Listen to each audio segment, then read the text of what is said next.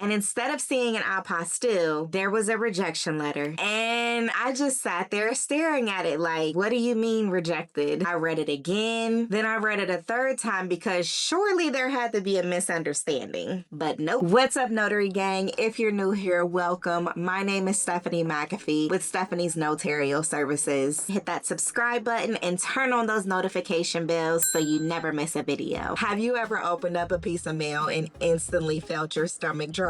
I mean, your heart starts racing, your mind is going 100 miles per hour, and you're just sitting there thinking, there is no way that this just happened to me. Well, that's exactly what happened to me. And I'm gonna be honest with you. All the years that I've been helping my clients with apostilles, this is probably one of the most stressful situations that I have ever dealt with. And the crazy part is I did everything that I thought I was supposed to do, or at least I thought I did. If you're getting documents apostilled, or maybe you're a notary wanting to offer apostille services, I need you to hear this story, because if it saves one of you from making the same mistake that I did, then reliving this experience is worth it. Here's what happened. I had a client that needed several documents apostilled. Everything was moving along smoothly. I was looking through the documents one by one, making sure each one was going to where it needed to go. Then I came across one document that immediately made me pause. It was a court-issued name change document. Now, if you've been following me, you already know that I don't like to assume anything when it comes to apostilles. Every document is different. Every state can be different. And one little mistake can turn into weeks, even months of delays. So before I sent anything off, I reached out to the Secretary of State just to verify where the document needed to go. They told me that this document needed to go to the U.S. Department of State. Okay, perfect. That's exactly what I did. I filled out all of the paperwork. I packaged everything carefully, included the required money order, triple checked everything, dropped it off in the mail. Then I waited and waited and waited, because if you've ever done apostille requests with the U.S. Department of State, you know that it can take 5 weeks or more to receive a response back from them. So about 5 weeks later, I finally saw that envelope come back. I was so excited. I thought to myself, finally, the apostille is here. I opened the envelope, and instead of seeing an apostille, there was a rejection letter. And I just sat there staring at it like, what do you mean rejected? I read it again. Then I read it a third time because surely there had to be a misunderstanding. But nope. The letter explained that before the U.S. Department of State could issue an apostille, it needed to be certified by the Department of Justice. Now tell me why nobody mentioned that to me before I mailed this document. At this point, I'm thinking, okay, let's call the Department of Justice. So I did. They confirmed it. Yes, they could certify the document, but they hit me with another timeline. Up